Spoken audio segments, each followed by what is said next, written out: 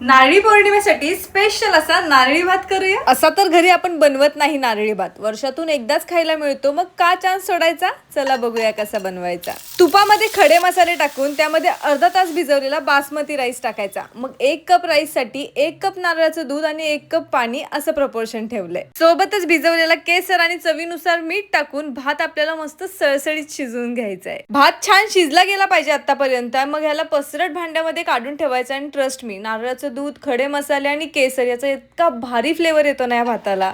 आता तुपात सुकामेवा भाजून घ्यायचा। मग जेवढा राईस घेतलेला तेवढाच गुळ वितळून घ्यायचा तुपामध्ये। यामध्ये अर्धी वाटी ओलं खोबरं घालून छान एकजीव करून घ्यायचं। वरून वेलची पावडर घालायची। मग शिजवलेला भात घालून छान मिक्स करायचं। 2 मिनिटांसाठी वाफेवर ठेवायचं। वरून सुकामेवा टाकायचा आणि आपला फ्लेवरफुल मस्त असा नारळी भात तयार आहे। आता नारळी भात बनवायची प्रत्येक घरातली वेगळी पद्धत असते, त्यामुळे तुमच्या घरात काय पद्धत आहे हे मला कमेंट मध्ये सांगायला विसरू नका। आणि या पद्धतीने बनवलात तर तेही सांगायला विसरू नका।